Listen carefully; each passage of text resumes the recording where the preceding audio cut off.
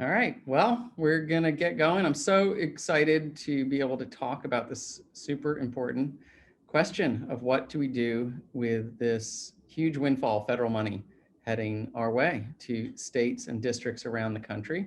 I'm Marc Porter Magee. I'm the founder and CEO of 50CAN.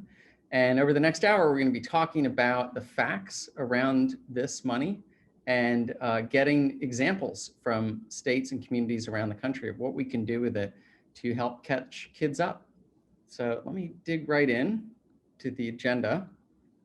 So I'm gonna just open us up and talk a little bit about why we think this is so important.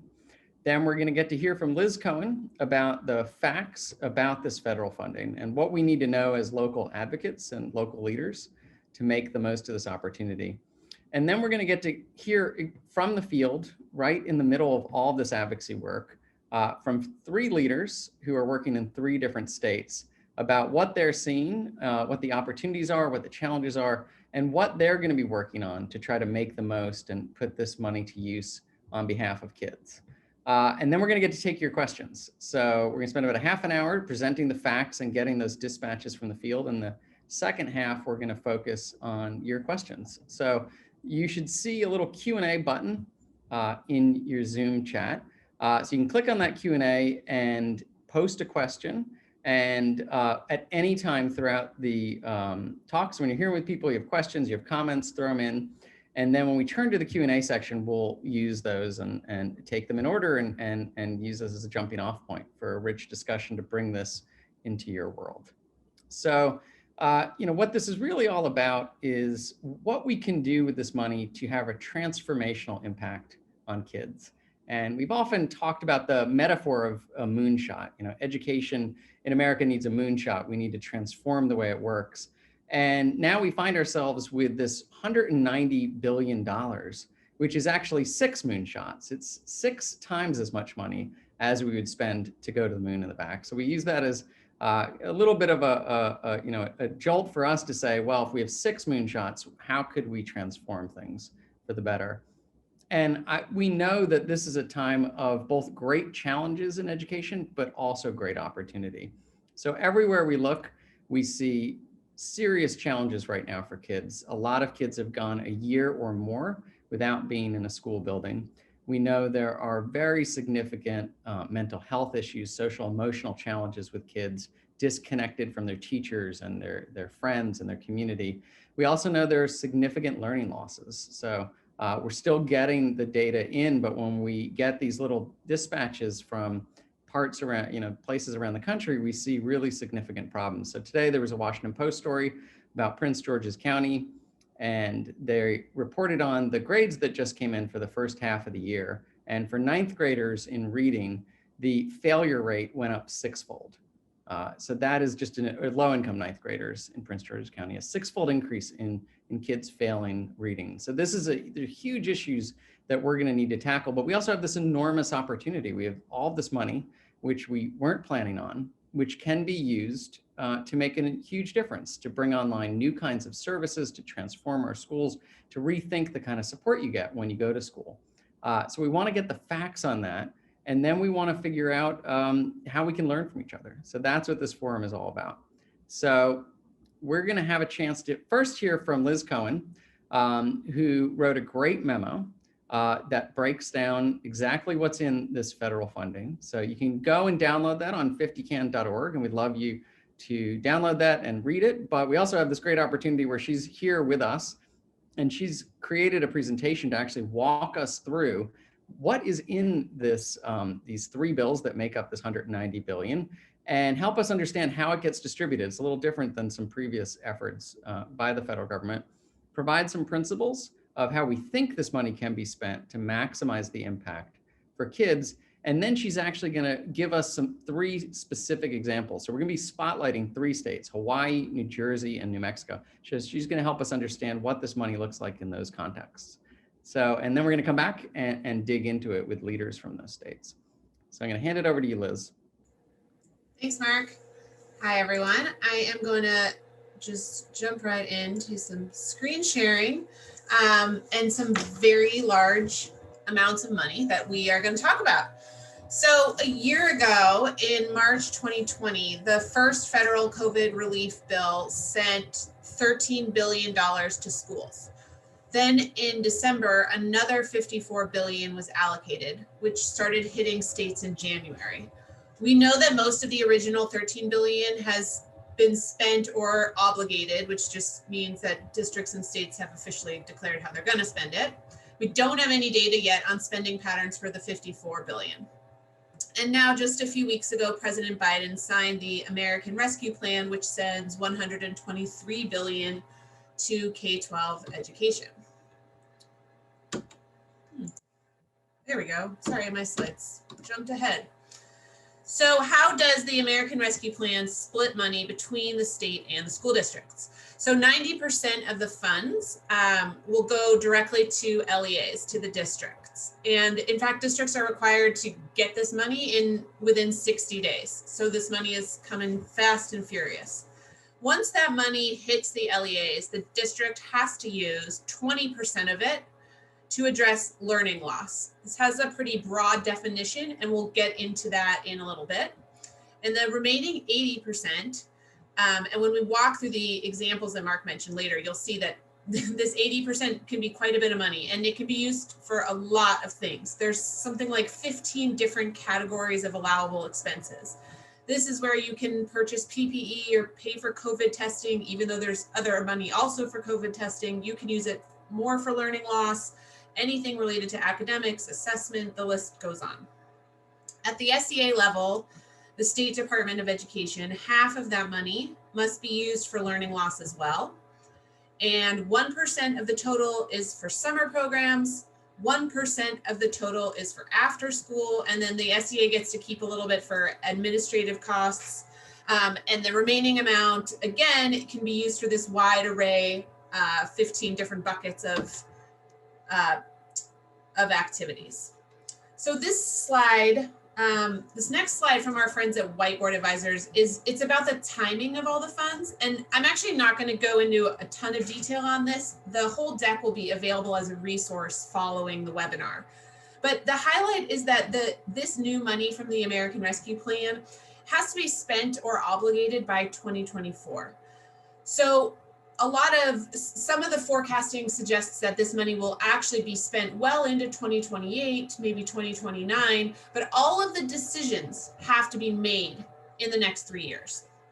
So that's really what we're focused on. There's a lot of big decisions for these big amounts of money that have to happen in a relatively short period of time. Not tomorrow, but within the next few years.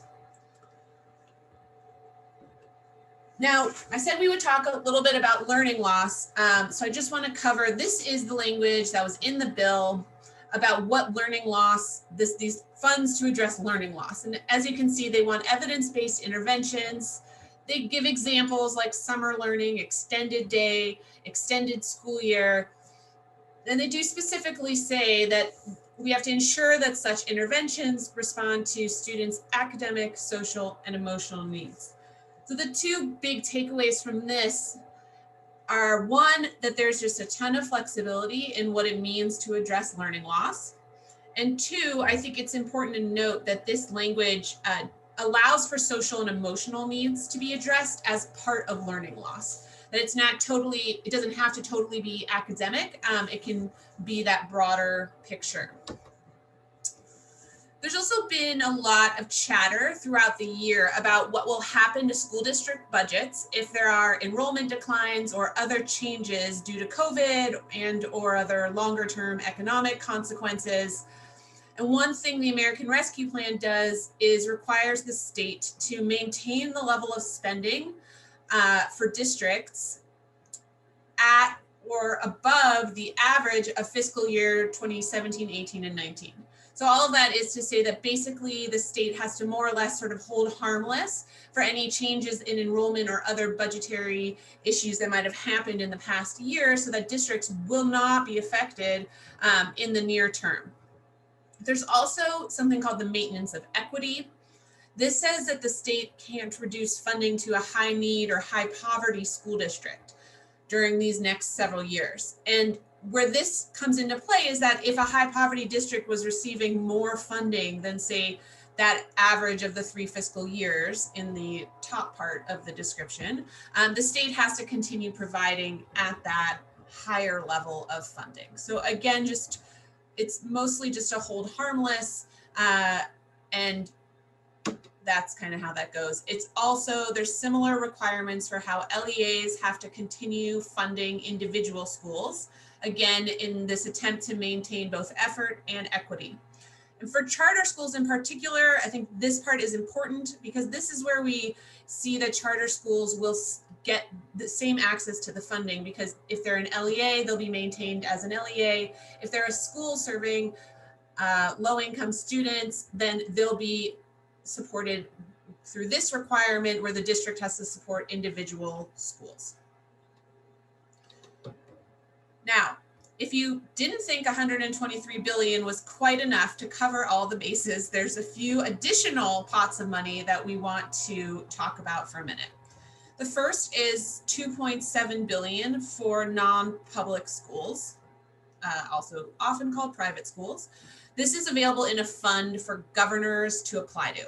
And I actually don't have a ton of details on exactly how this works, but the point of this money is really to support those private schools that in particular serve large numbers of lower income kids and families. There's also 3 billion for special education that will be distributed to states through the IDEA formulas that are typically used for special education. And then finally, there's $800 million for homeless students that can be used to help school districts identify homeless students, as well as provide additional supports. So even on top of that 123 billion, there are these other amounts of money that also are coming into play.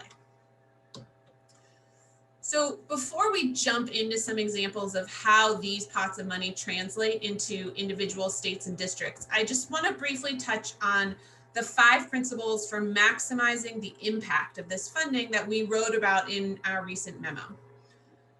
So yeah, it's a lot of money. And the problems that schools and districts are facing also didn't simply start when the pandemic began. And I think one thing I'm hearing that's really an interesting place to start some of these conversations is by asking, if someone told you in November 2019, before the coronavirus ever existed, that your district was going to receive $290 million, like Newark Public Schools, which we're going to talk about in a minute, like what would you have wanted to do with it to improve outcomes for kids? So, we want to make sure schools can open and that families feel safe sending their children back to school buildings. But like Mark was saying, this is also really a moment to be transformative. And our hope is that if states and districts are able to apply these principles to their decision-making, then we'll be more likely to see really meaningful results and improvements in outcomes for kids over the coming years. So the first principle is support students, not institutions. And by this, we mean try to keep the dollars as close to students as possible. Some of the easiest ways to spend this money may not necessarily be the ones that will make the most difference for kids. Give parents and students a voice is our next one. So what do parents think their kids need right now, especially for those who have been literally watching their students learn from home every day? And what do kids themselves need to, get to where it is they want to go? How can we use the opportunity of this funding to not just improve schools, but really build community to support kids? The third is transformation through innovation. This is what Mark was talking about with our moonshot, or our 6 moonshots, as the case may be. Before the pandemic, 35% of 4th graders were reading at grade level. I don't think any of us think that's good enough. So it's time to try new things. But we also have to know that not all of the new things are necessarily going to work, which is why number 4 is measure what matters, which of course we wrote last summer about measure everything. And this is kind of the next iteration of that. We want to measure everything, but make sure we're looking at not only what's easy to measure, but the things that really matter. And then finally, just a real focus on transparency. Where is the money going and who is making the decisions, and how do we all get access to how this is happening? So our next 3 panelists after me, as Mark said, it's from Hawaii, New Jersey, and Mexico. So I'm going to just spend a minute walking through exactly how much money those states will be getting. Hawaii is going to get about $412 million. There's only one school district in Hawaii, so the per pupil breakdown of this funding in the district is about $2,000 per pupil. You'll see here that about 95 million will be spent on learning loss. There's two learning loss kind of buckets here because there's the state and district portion, which are going to get lumped together in Hawaii. And then from that separate special education pot of funds I mentioned before, Hawaii will get about $10 million and all these other millions on here. There's just a few highlights of Hawaii. Then we look at New Jersey, our other side of the country. New Jersey is going to get about $2.8 billion. And most of this, of course, will go right to school districts like Newark Public Schools, which is slated to get $290 million. So that's about 7,000 per student in Newark. And of that amount of money, Newark has to spend at least $58 million on learning loss. So another way to think about this is that just on learning loss, Newark has to spend at least $1,500 per student. And then of course, the remaining $232 million that can be spent on this long list, pretty wide open, what the district wants to do with it. At the state level, about $280 million will stay at the New Jersey Department of Education, with $140 million for learning loss, $28 million for summer, $28 million for after school. And New Jersey is going to get about $94 million for special education in IDEA Part B. So yeah, it's a lot of money in a lot of places going in a lot of different directions. And my last slide before we actually get to hear from our folks on the ground, really thinking about how to use these funds. The last slide here is on New Mexico, where Albuquerque will receive about $275 million or about $3,000 per pupil. They'll have $220 million left after they have their learning loss set aside. And the state will have to decide how to spend about $48 million in learning loss funds, plus almost $10 million on both summer school and after school. And again, with special education, other activities, and all of these different buckets on here that we've tried to break out. So we, as Mark said, and I just want to recap that we'll be doing questions all together at the end. If you have questions on any of the information I've shared or things I didn't get to share, please submit them. And with that, I am going to turn it back over to Mark. Very good. Thank you, Liz. It's a lot to get through, and I appreciate you helping us make sense of it all. So once again, love for you to submit your questions to the Q&A, but you can also follow Liz on Twitter at LizCohen12, and she'd love to answer your questions there. And also, if you have more complicated questions you want to engage after this, feel free to send her an email at liz.cohen@50can.org, and she'd love to be a resource for you. So as Liz mentioned, we're going to get a chance to hear directly from leaders on the ground. And, you know, what makes 50CAN work is this incredible network of local leaders who are building movements in their states.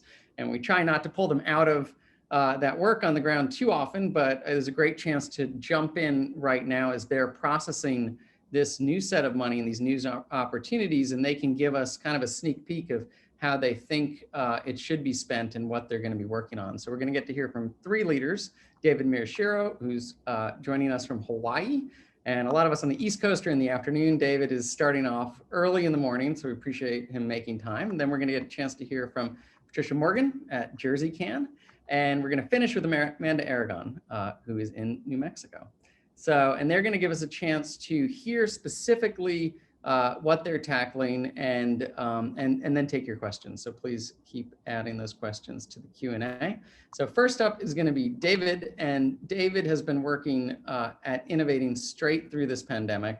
And it started off with figuring out how to get Wi-Fi onto buses to get kids connected into online school in rural parts of Hawaii. And he's been now working on how to use the first set of federal money and getting ready for this whole new set. And I'm excited, David, to get an update on everything going down in the Aloha State. Awesome. Well, thank you so much, Mark. Good morning and good afternoon, depending on where you are. It's 75 degrees and sunny here, so I can't complain. So I think just a little bit of quick context. As you imagine, Hawaii was hit very hard economically because of the tourism shutdown. It's our #1 industry. So essentially overnight, we went from 2% unemployment to nearly 1 in 4 people unemployed at one point during the pandemic. And so I think that seeped into the public narrative quite strongly. There were significant fears about massive layoffs and cuts as deep as 10% to the Hawaii DOE budget. And I think it's created a really tough political environment ever since. And for months, actually, our governor is talking about Hawaii having a $1.4 billion per year budget shortfall. So where we've seen that impact conversations about federal funds is that, several months ago, when the department was proposing some uses for federal funds, for ESSER funds to be used for addressing learning loss, specifically one-to-one high-touch mentoring and tutoring for approximately 25,000 students grades 5 through 8, who are 2 years or more behind in ELA or math. They met a huge, backswell politically from the union and a lot of the union teachers. I'll just quote here really quickly. The union's president said, "Hiring private tutors is a luxury we cannot afford right now, especially as the state contemplates firing 1,000 educators." We've seen this at the legislature this session as well. There is a bill that's still alive that would actually restrict aid money federally and direct all ESSER 1 and 2 funds to be used only for salaries and wages of educators. So that's the context of kind of politically how this has been discussed so far. So I think many of our smart folks on the ground, including our budget chairs, understand that yes, this new round of stimulus does eliminate many of those budget hole fears, but we know it's not permanent. This is not kind of free-for-all money that is going to be here forever. And I think many advocates on the ground, including myself, feel that we can't return back to the same system that was failing too many kids before. This is actually a once-in-a-lifetime opportunity through this pandemic to go bold for significant change. The status quo is certainly disrupted, and this is a time to really think how we can address both learning loss and innovation at a wide scale. And as you saw, the way that our department is structured with one SEA LEA, I think we have really some unique opportunities to go big and be very focused with how we deploy those funds. It's not about battling between school districts. So in terms of innovations, there are a couple of areas that we feel deserve to be discussed. One is looking at open enrollment and eliminating geographic boundaries. Naturally, with this massive influx of money over the past year to support digital equity and connectivity at our school levels, we think this actually might be a game changer for many kids who've been in rural schools or from underrepresented groups who previously haven't had access to high quality courses and advanced courses. So we would encourage our department to consider using a big part of the money to expand our current e-school system, especially for courses like AP and CTE. For far too long, we've seen that kids on our more rural islands are missing out on those same opportunities that kids in urban Honolulu have access to regularly. We know that our union has pushed back against earlier pre-pandemic attempts to do blended learning, but that was before a once-in-a-lifetime investment in digital devices and connectivity. So we think that's just one example of where we can innovate. In terms of learning loss, I think there are several different strategies we can look at. One is with targeted tutoring. I personally believe that there's strong demand and strong opportunities for mobilizing various folks in our community, including our student teachers. And we've had discussions with faculty and instructors at the University of Hawaii College of Education to see how we can mobilize student teachers to be really essential in mentoring and tutoring. We think that pods are a really powerful way to address learning loss here in the state as well, especially for our rural islands. And we're actually working with the island of Lanai to build an emergent network of pods that we think are going to be a great model moving forward. And lastly, given that this is such a massive influx of funding and that families continue to struggle economically and struggle with distance learning, we think direct funding and direct aid is essential. And we got very close this last year with CARES for a proposal to the governor's office to do just that. but we think this is a good opportunity to re-push that fight. So again, thanks for letting me share. I'll hand it over to my colleagues. Thank you so much, David, for that dispatch from Hawaii. So now we're going to get a chance to go over to New Jersey and hear from Patricia Morgan, the Executive Director of JerseyCAN. And I know that Jersey's right in the middle of its big session and a lot of budget decisions being made. So it's great to get a dispatch right in the middle of all those decisions. So over to you, Patricia. Thanks, Mark. And I'm happy to be with you all today to share with you how we're thinking about using these federal resources in New Jersey. And I think a good place to start is letting you have a sense of what the landscape is in terms of the dialogue across the state in New Jersey right now. New Jersey is often heralded as one of the top states in the country in terms of education, and we're often held up as a leader. But unfortunately, right now, we are not leading in terms of response time to this pandemic crisis or in terms of novel ideas and programming when it comes to the COVID-19 response. Our traditional education groups, our member-based groups, are going out across the state saying, there's nothing new to do and trust us, we've always done education before, we're the experts, nothing more to do here. So on the one hand, they're, before education committees saying, don't ask us to do anything more. Our schools, our educators are just focused on how to reopen schools. We can't do anything innovative right now. But there's also been this refrain of trust us, we're the experts, there's nothing to do here. There's nothing new that we really need to do in terms of accelerating student learning. But the reality is that we know the education system in New Jersey, as great as it is, still wasn't working for about half of our students. Our proficiency rates, even before the pandemic, showed only about half of our students were on grade level in New Jersey. And so what we're trying to do at JerseyCAN is really counteract the status quo. And we're doing this by trying to, one, increase the urgency in action. We're trying to really get the state to think about how do we adopt and implement research-based reforms now? And then two, how do we fill this void of resources that we're hearing schools are just don't know what to do right now? So how do we fill that void and influence schools to use these federal resources to accelerate learning loss in responsible ways? So today I want to talk to you about how we're doing that. So first, to increase the urgency in New Jersey, we really have been the sole voice proactively discussing learning loss and the need to measure where our students are academically due to the pandemic. And so to help crystallize, especially for our legislators and our parents, where we are in terms of learning loss, we've commissioned our own study. So the study is going to be released next week. And it's the first of its kind, using real data from real New Jersey students and projecting where we think proficiency would be if New Jersey gives summative assessments this year. And we are really trying to, again, focus on this urgency. And so for that reason, we are actually naming our report A Time to Act. And that's to be able to focus the conversation around what comes next for our students and to force our broader education community not to just wait to the start of next school year to start planning for how to get students back on track, but to start these conversations now and to get a plan in place to help our students.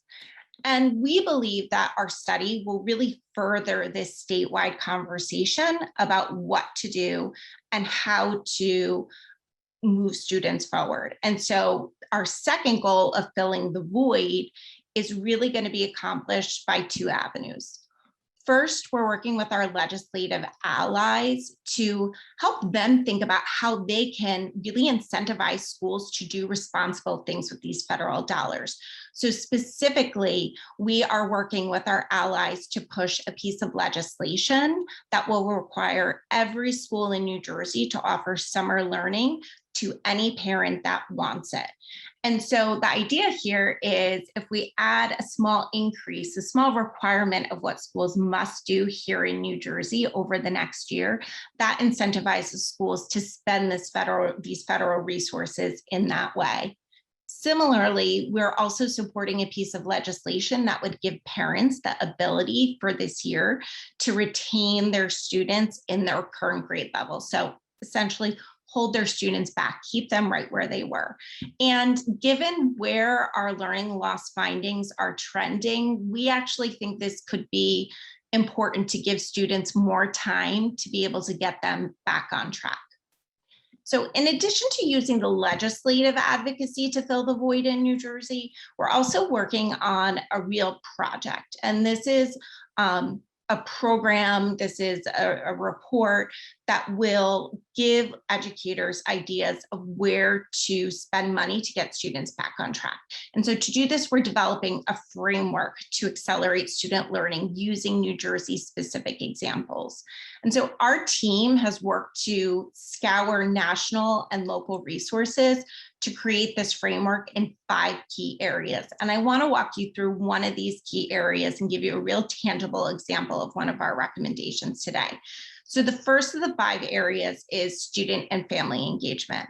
And this might not be an area where you would think of initially focusing like first right out of the gate, but what we're hearing from the broader community here in New Jersey, and where I think it makes sense for us as advocates to pivot and take this up as one of the first areas we look to spend federal resources in, is that we're hearing from our teachers, our parents, and even legislators that they're really concerned about the social and emotional well-being of students.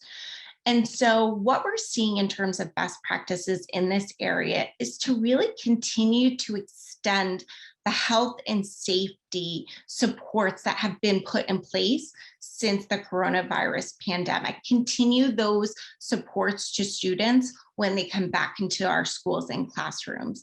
And so one way we're finding to robustly support students with these federal resources is with the creation of something called a school navigator. And a school navigator would be an individual, a staff member in the school. It could be a counselor, it could be the gym teacher, it could be any staff member. But the idea is that it's someone besides the besides the classroom teacher. And the importance of this is that it's another adult in the building that's connecting with the student, thinking about their social and emotional well-being so that the classroom teacher can be intently focused on the academic support of the student. And so we think that this could be a really great resource for students and families, and a great place for schools to start spending their money to help students. So this is just one example from one area of our framework, but our hope is that by shining a light on these really concrete ideas, schools will be more inclined to use their federal funds on research-based programming and high-quality solutions. So that's it from New Jersey. Thanks so much for letting me share what we're doing at JerseyCAN. Thank you so much, Patricia. That was a great update. And last but not least, we're going to head over to New Mexico to hear from Amanda Aragon, the ED of NewMexicoKidsCAN, about how she's approaching this new federal funding opportunity. Good afternoon, good morning, David in Hawaii. But for everyone here in New Mexico, good afternoon. I think it's really important to start this conversation about these federal dollars and how we want to spend them in New Mexico by just pointing out one thing, which is that our public education funding formula has increased, like the dollars going into it have increased by 20% over the last 3 years. So already pre-pandemic into now, like we were putting more dollars into our classrooms than we ever had before. And so now as we look to receive this $1 billion, nearly $1 billion to serve New Mexico's 330,000 students, it's just important to put that in context with that increased 20% from our state dollars and the $500 million we've already received. So this is a game-changing amount of money for our students. And it's more than enough money to get our schools reopened. I know in the reopening debate, there's been a lot of conversation about, but do the schools have enough money? And as schools in New Mexico look to comply with Governor Lujan Grisham's mandate to reopen by April 5th, I just want to state clearly, our schools have more than enough money to reopen and allow that in-person option for every student and family that wants it for their child. So like first and foremost, let's make sure our schools have money to reopen.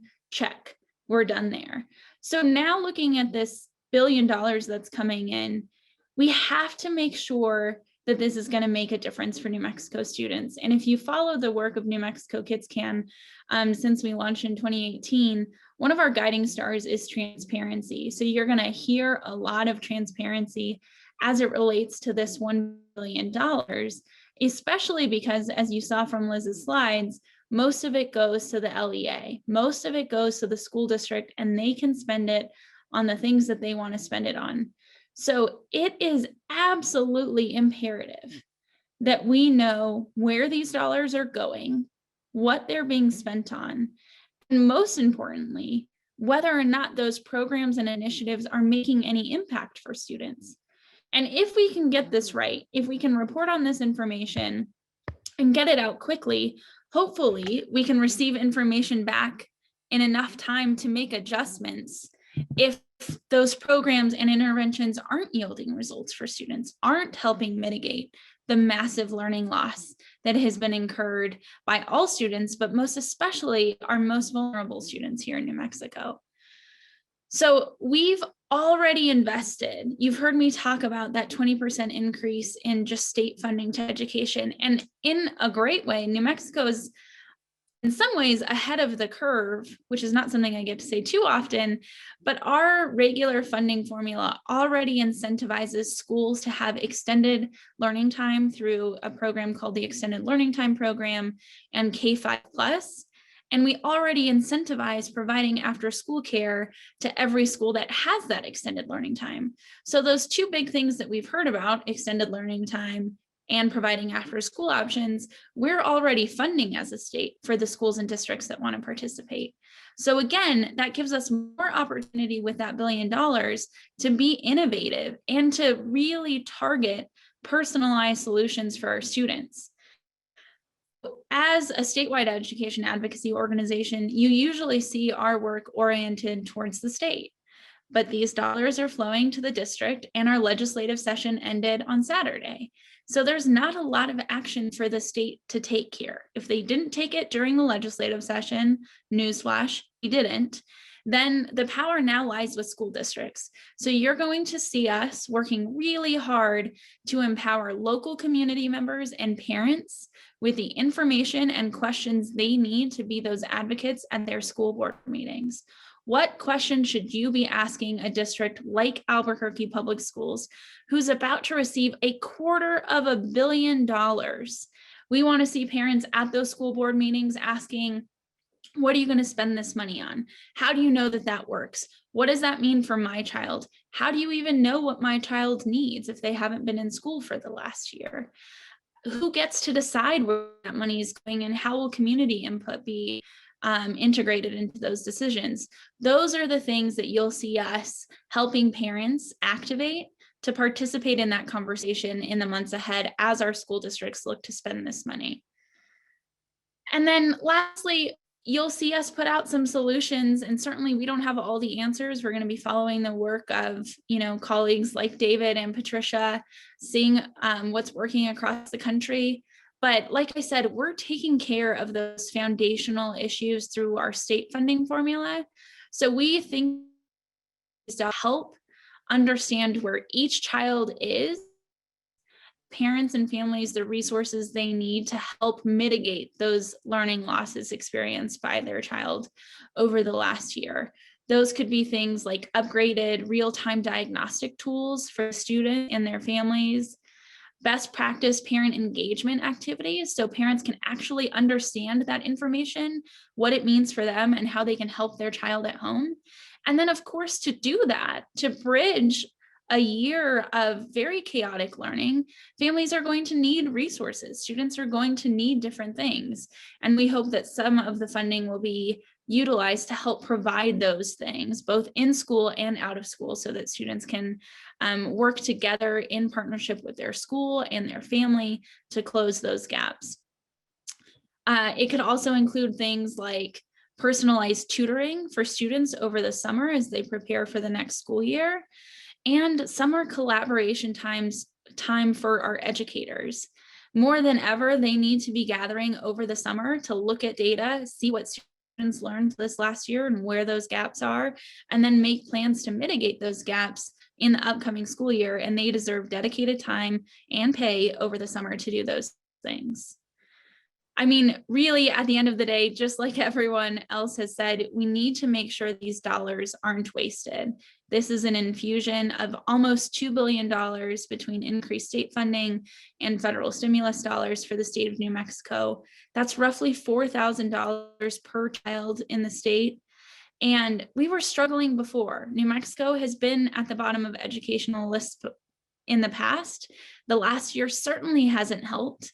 We've seen so many headlines saying that the students that are suffering the most are usually low-income students. Those students make up 71% of the total population of New Mexico's public school system. So I cannot say this with enough emphasis. We have to get this right. Our students are depending on us to help them through this crisis. And we're going to really loud and adamant in the months ahead that we address the learning loss incurred by our students, and that these funds are used to address those losses and the needs of our students and not the needs of the system as a whole. Excellent. That's a great call to action, Amanda. So we are now going to pivot into your questions. So once again, you can ask the questions by clicking on the Q&A button at the bottom of the Zoom window. And we're going to kick it off with a question about the private school part of the money. So are there any parameters around the $2.7 billion for private schools? So I'll kick that one over to you, Liz. Sure. Yes, there's parameters. So it's through the same program, the emergency assistance for non-public schools. That was some other money had been sent to earlier. And there's a list of allowable services. It's not a grant to the non-public school. It has to be for specific services or reimbursement for certain things. So that can include purchasing cleaning supplies. It can be for a variety of sort of COVID-related COVID testing.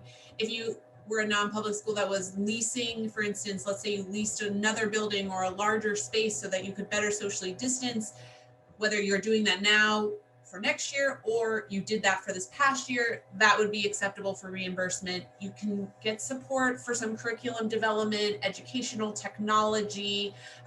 There's guidance from the U.S. Department of Education that lists what's allowable and then the governors, basically once they apply to the U.S. Department of Education for kind of their allotment of that funds, and it runs through the SEA through the state.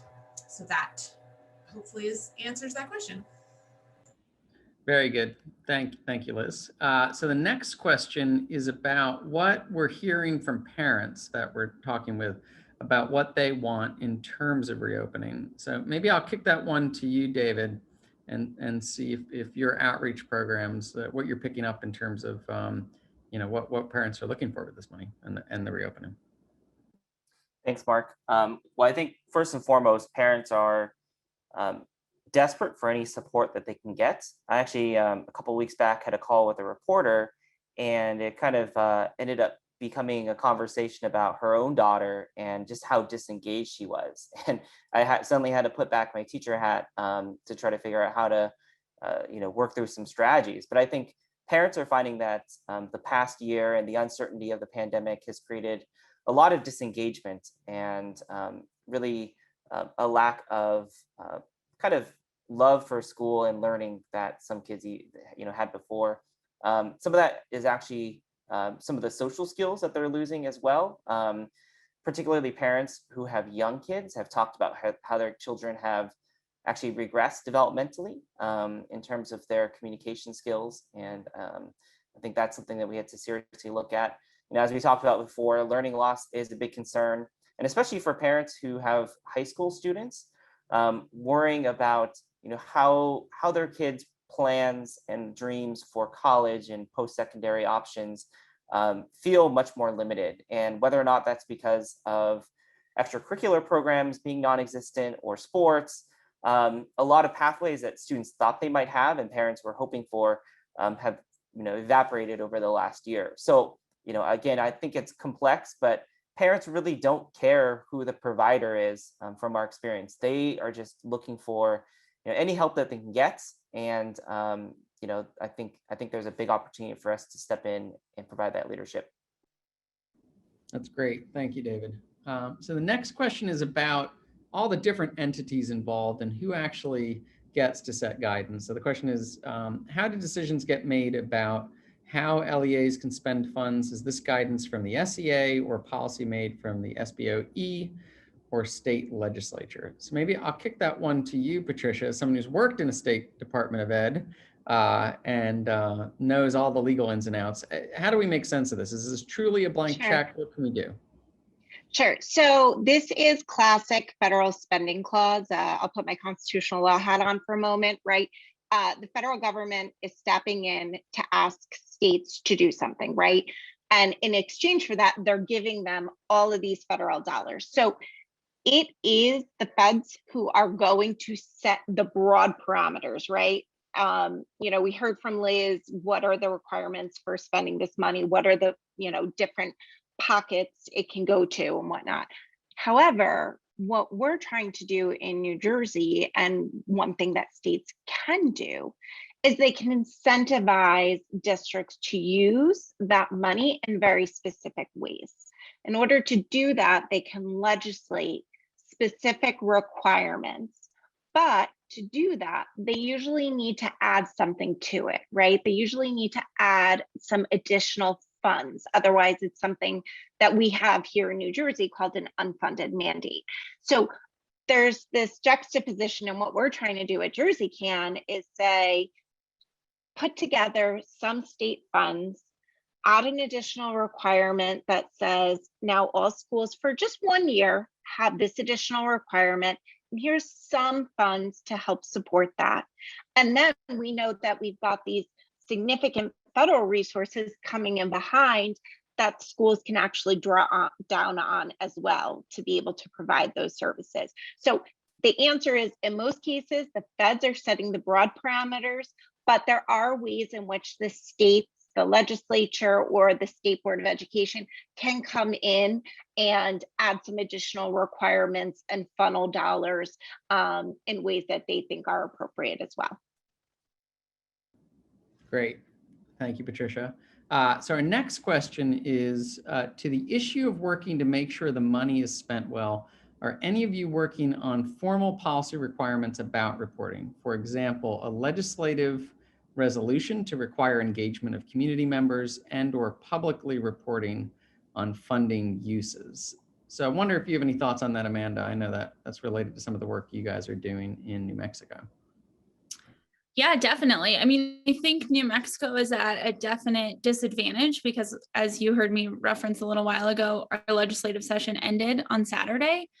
So, from the time that the scuttlebutt, lack of a better word, about this third round of stimulus kind of took shape to the time that President Biden signed it, we were working with legislative leaders to say, you guys have 1 week to put something on paper that allows us to track these dollars and make sure that they're working.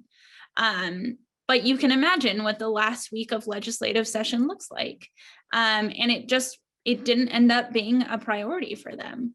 And so I think, and this kind of answers this question in some way, and the question that Patricia just had a second ago, what we all need, regardless of the state we're in, is leadership from someone to say, these are the things that matter. These are the things that are going to work for students, and step into that leadership, which is oftentimes uncomfortable, which oftentimes is not politically popular. But to get us out of a crisis, we need leadership. And unfortunately, we didn't see the legislature step into that leadership.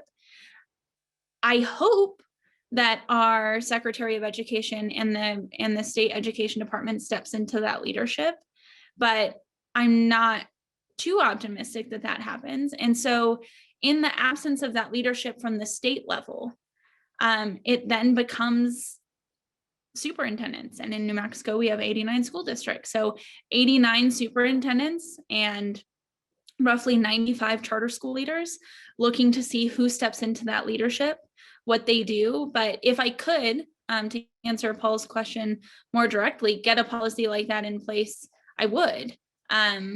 We just unfortunately recessed our lawmaking process. So now we've got to find a way to get people to do it without requiring them to do so, or work in collaboration with the public education department to see if they'll step in to lead in that way and mandate something that I'm sure may not be popular with our LEAs.